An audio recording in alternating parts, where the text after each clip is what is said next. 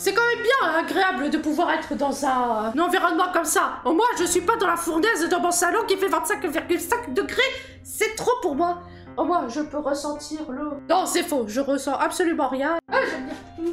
Je perds la tête, au secours. Ouais, il fait trop chaud. J'ai tellement envie de patauger. Ce qui est bien quand on est VTubeur, c'est qu'on peut vraiment faire ce qu'on veut. Comme par exemple aller dans une fontaine. Voilà. Moi, il n'y aura pas un agent de mairie qui va me dire « Hé, qu'est-ce que vous faites là? Partez d'ici !» Ah, c'est agréable quand même, hein. Ah, je suis bien là. Ouais. Ouh. Oh mon Dieu, je bug. Attendez. Ah, c'est comme si j'étais vraiment dans l'eau. Le sol, il est frais, c'est trop bien. Oh là là. Oh, trop cool. Oh, par contre, c'est un peu chaud pour se relever maintenant. Oh, au secours. Aidez-moi. Oh. En vrai, je suis pas mal ici, hein. La vue est sympa et tout. Et si je faisais la vidéo comme ça vous va? Ah, s'il vous plaît? Non? Bon bah... Ah, c'est tellement bien. Ouh. Le sol, il est froid. C'est vraiment impeccable. Ah, ça rafraîchit, hein.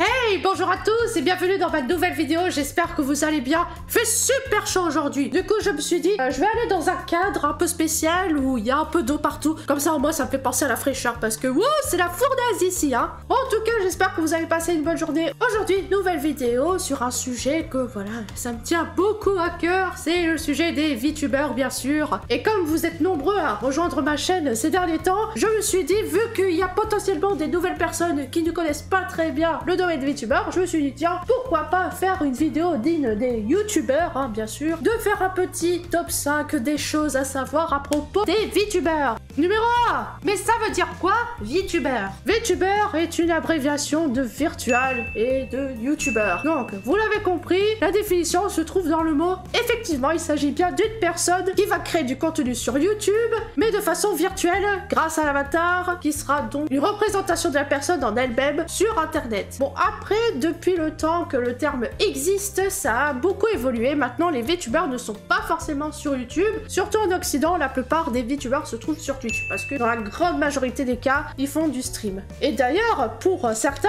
ils veulent se détacher du terme de VTuber, parce que c'est lié à YouTube, et ils s'identifient également comme Virtual Streamer, donc ça donne V-Streamer, pour que ce soit beaucoup plus global. Mais dans tous les cas, si vous possédez un avatar virtuel, et que vous l'utilisez pour faire du contenu sur Internet, il n'y a aucun doute possible. Vous avez le symptôme des VTubers. Et docteur, est-ce que c'est grave? Ça, malheureusement, je ne peux pas vous le dire. On ne connaît pas les effets secondaires à long terme. Le terme VTuber n'est pas sorti de nulle part comme ça. Et il a été prononcé par la première fois par une certaine VTubeuse. Et ça permet de bondir sur le deuxième point. Kizuna Ai, la première VTubeuse. Enfin, presque.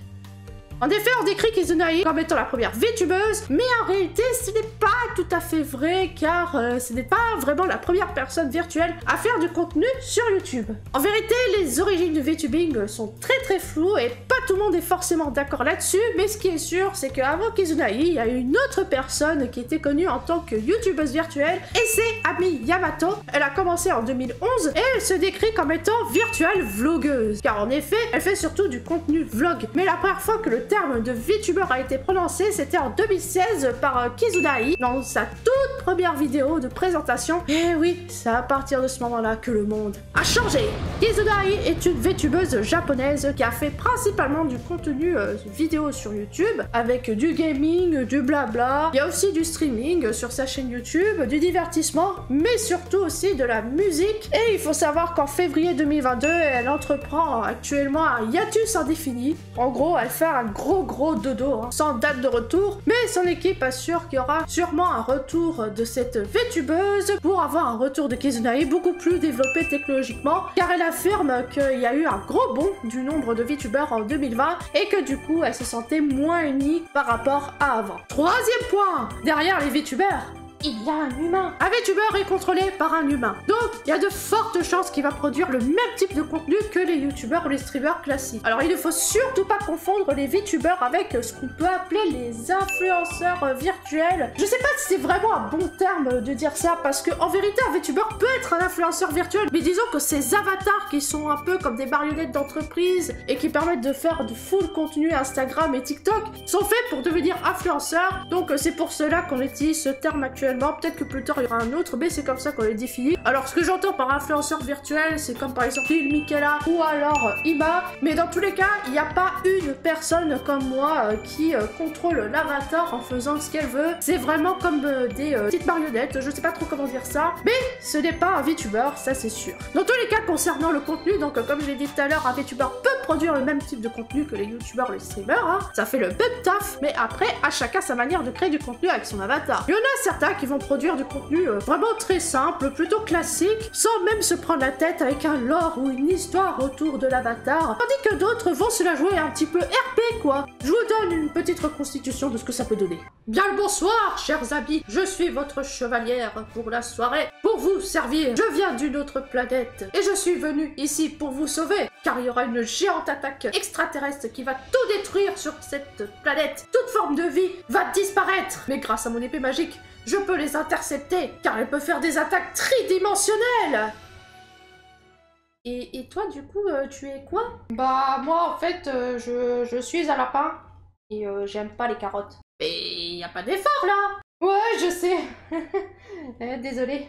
Quatrième point, abonne-toi à ma chaîne YouTube, parce que c'est cool, je fais des contenus sympas, des fois je fais des tutoriels pour les VTubers, mais je fais beaucoup de contenus divertissants, et aussi des vidéos qui peuvent être sur des sujets vraiment intéressants. Oh, ça va, c'est bon.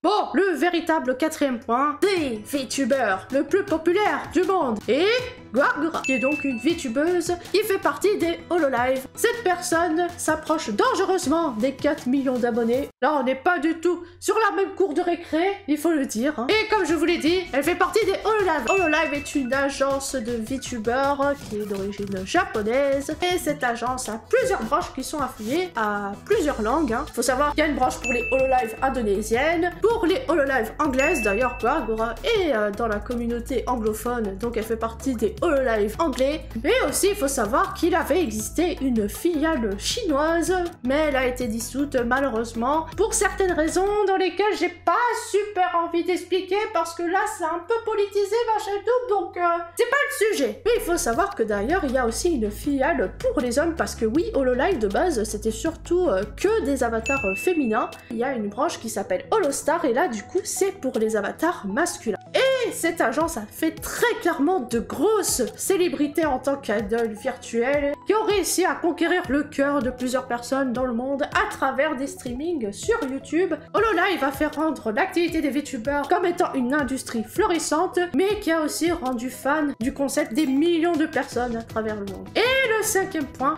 on va aborder un sujet qui est vraiment intéressant, mais pourquoi les gens deviennent VTubers. Je ne vais pas parler au nom de tous les VTubers, hein, parce que chacun a vraiment sa raison de l'être, hein. Mais pour beaucoup de gens, en dehors du VTubing, je sais qu'il y a beaucoup de personnes qui pensent qu'on devient VTuber parce que voilà, on se trouve moche et on veut cacher sa tête, comme si on enfilait un petit sac en carton sur la tête, alors qu'en vérité, c'est pas tout à fait vrai en fait. C'est vrai qu'il y a certaines personnes qui deviennent VTubers car ils ont pas une très grande confiance en eux. Mais en vérité, ce n'est pas le cas de tout le monde, mais c'est surtout parce que la majorité des personnes désirent l'être pour l'anonymat. On sait que Internet, c'est dangereux, hein, par moment, et que du coup, il y a une crainte qu'en faisant du contenu sur Internet, on peut se faire harceler par des haters, des trollers, les méchantes personnes, quoi. Alors du coup, forcément, il y a une crainte pour certaines personnes de se lancer dans la création de contenu à cause de la méchanceté sur Internet. Mais du coup, le VTubing peut être perçu comme une solution à cela, en protégeant sa véritable identité. On ajoute